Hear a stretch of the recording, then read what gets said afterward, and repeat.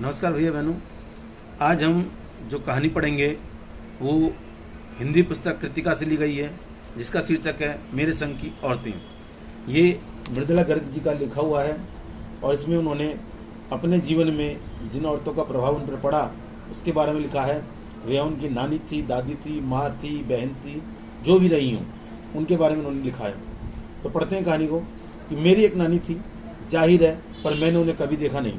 मेरी माँ की शादी होने से पहले ही उनकी मृत्यु हो गई थी। शायद नानी से कहानी न सुन पाने के कारण बाद में हम 3 बहनों को खुद कहानियाँ कहनी पड़ी। नानी से कहानी भले न सुनी हो, नानी की कहानी जरूर सुनी और बाद में जाकर उसका असली मर्म समझ में आया। पहले इतना ही जाना कि मेरी नानी पारंपरिक अनपढ़ पर्दानशी औरत थी, जिनके पति शादी के तुरंत बाद उन्हें छोड़कर बैरिस्ट्री पढ़ने विलायत चले गए थे। कैम्ब्रिज विश्वविद्यालय से डिग्री लेकर जब वे लौटे और विलायती रीति रिवाज के संग जिंदगी बसर करने लगे तो नानी के अपने रहन सहन पर उसका कोई असर नहीं पड़ा। न उन्होंने अपनी किसी इच्छा, आकांक्षा या पसंद नापसंद का इजहार कभी पति पर किया। पर जब कम उम्र में नानी ने खुद को मौत के करीब पाया तो 15 वर्षीय इकलौती बेटी यानी मेरी माँ की शादी की फिक्र ने इतना डराया कि वे एकदम मुंहजोर हो उठी। मुंहजोर का अर्थ होता है जो औरत बिल्कुल ना बोलती वो एकदम बोल पड़े। और नाना से उन्होंने कहा कि वे पर्दे का लिहाज छोड़कर उनके दोस्त स्वतंत्रता सेनानी प्यारेलाल शर्मा से मिलना चाहती हैं। सब दंग हैरान ये हो गए कि जिस पर्दानशी औरत ने प्राय मर्द से क्या खुद अपने मर्द से मुंह खोलकर बात नहीं की थी, आखिरी वक्त में अजनबी से क्या कहना चाह सकती है। पर नाना ने वक्त की कमी और मौके की नजाकत की लाज रखी। सवाल जवाब में वक्त बर्बाद करने के बजाय फौरन जाकर दोस्त को ले आए और बीवी के हुजूर में पेश कर दिया। अब जो नानी ने कहा वह और भी हरे अंगेज था। उन्होंने कहा, वचन दीजिए कि मेरी लड़की के लिए वर आप तय करेंगे। मेरे पति तो साहब हैं और मैं नहीं चाहती मेरी बेटी की शादी साहबों के फरमानदार से हो। यानी उनके जो पति थे, उनके नाना जो थे वो अंग्रेजों के पक्षधर थे, उन्हीं की तैसा वो रखते थे। ठीक है, तो इसलिए उन्होंने कहा कि मेरे पति तो साहब फरमानदार हैं और मैं नहीं चाहती कि मेरे बेटी का जो पति हो वह भी, यानी लेखिका का पिता, वह भी एक अंग्रेजों का फरमानदार हो। आप अपनी तरह आज़ादी का सिपाही ढूंढकर उसकी शादी करवा दीजिएगा। कौन कह सकता था कि अपनी आज़ादी से पूरी तरह बेखबर उस औरत के मन में देश की आज़ादी के लिए ऐसा जुनून होगा। बाद में मेरी समझ में आया कि दरअसल वे निजी जीवन में भी काफ़ी आज़ाद ख्याल रही होंगी। ठीक है, उन्होंने नाना की ज़िंदगी में कोई दखल नहीं दिया, न उसमें साझेदारी की, पर अपनी ज़िंदगी को अपने ढंग से जीती जरूर रही। पारंपरिक घरेलू उबाऊ और खामोश जिंदगी जीने में आज के हिसाब से क्रांतिकारी चाहे कुछ न रहा हो, दूसरों की तरह जीने के लिए मजबूर न होने में असली आज़ादी कुछ ज़्यादा ही थी। इसका मतलब है कि वो भले अपनी ज़िंदगी अपने तरीके से ना जी पाई हों, लेकिन अपने आप को उन्होंने दूसरों की तरह ज़िंदगी जीने के लिए मजबूर नहीं होने दिया। खैर, इस तरह मेरी माँ की शादी ऐसे पढ़े लिखे होने वाले लड़के से हुई जिसे आज़ादी के आंदोलन में हिस्सा लेने के अपराध में ICS के इम्तिहान में बैठने से रोक दिया गया था और उसकी जेब में पुश्तैनी पैसा धेला एक नहीं था। माँ बेचारी सादा जीवन और ऊंचे ख्याल रखने पर मजबूर हो गई और उनका हाल यह था कि खादी की साड़ी उन्हें इतनी भारी लगती थी कि कमर चनका खा जाती। रात रात भर जाग कर वे इसे पहनने का अभ्यास करती, जिससे दिन में शर्मिंदगी न उठानी पड़े।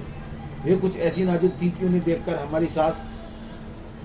उनकी सास यानी मेरी दादी ने कहा कि हमारी बहू तो ऐसी है कि धोई पोंछी और छीके पर टांग दी। गनीमत यही थी कि किसी ने उन्हें छीके पर से उतारने की पेशकश नहीं की। यहाँ कहने मतलब यह है कि वो ताते कि उनकी माँ सेहत से बहुत दुबली पतली थी और साड़ी जो वो पहनती थी खादी की वो इतनी भारी लगती थी जिससे उनकी कमर चनका खा जाए, और वो रात रात भर जाकर के उसे पहनने का अभ्यास करती थी जिससे दिन में उन्हें शर्मिंदगी न उठानी पड़े।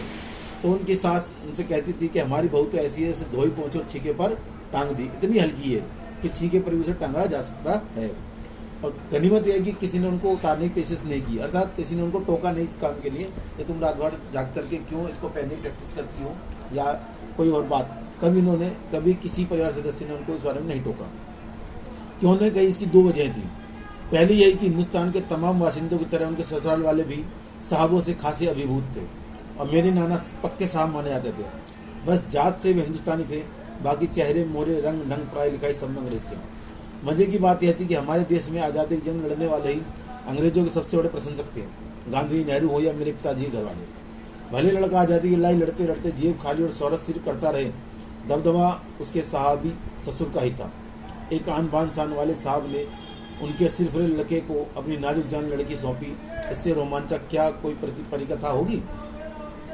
तो कहते हैं कि पहली वजह तो यही थी, किसी ने उनको उतारने पेशकश नहीं की, क्योंकि उनके जो नाना थे वो पक्के साहब थे, अंग्रेजों के वो थे पक्षधर, तो इसलिए उनकी वजह से भी कोई उनको कुछ कहता नहीं था। इसीलिए कोई नानी की बात जो है वो इसलिए उनको कोई टोकता नहीं था, क्योंकि उनके पति जो थे वो पक्के साहब थे और वो नाराज होने से वजह से कोई तंग नहीं करता था। और तो कहते हैं कि उनकी कोई जो शादी, इनकी जो कहानी है वो कोई रोमांचक कथा से कम नहीं है। तो उनकी माँ के लिए उनकी नानी ने एक स्वतंत्रता सेनानी चुन लिया था। नानी की सनक भरी आखिरी ख्वाहिश और नाना की रजामंदी वे रोचक उपकथाएं थी जो कहानी के तिलिस्म को और गाढ़ा बना चुकी थी। दूसरी वजह माँ की अपनी शख्सियत थी। उनमें खूबसूरती, नज़ाकत, गैर दुनियादारी के साथ ईमानदारी और निष्पक्षता कुछ इस तरह घुली मिली कि वे परिजात से कम जादुई नहीं मालूम पड़ती थी। उनके ठोस काम करवाने को सोच भी नहीं सकता था। हाँ, हर ठोस काम और हवाई काम के लिए उनकी जबानी राय जरूर मांगी जाती थी और पत्थर की रखी पिता निभाई भी जाती थी। यानी वो कहना चाहती कि उनकी माँ भले ही नाजुक थी, कैसी भी थी, लेकिन और उनके ससुर अंग्रेजों के पक्षधर थे, इसीलिए उनसे उनकी मदद से कोई ज़्यादा जोर जबरदस्ती नहीं करता था किसी तरह की। दूसरी बात ये थी कि उनकी माँ की जो अपनी शख्सियत थी वो काफ़ी ज़बरदस्त थी। वो इतनी ईमानदार और निष्पक्ष थी कि जब भी घर में कोई ठोस निर्णय लेना होता था तो उनकी राय जरूर मांगी जाती थी और उनकी राय इतनी सटीक होती थी कि उसे पत्थर की तरह निभाया भी जाता था। तो इस तरह लेखिका की माँ का दबदबा बहुत अधिक था अपने घर के अंदर।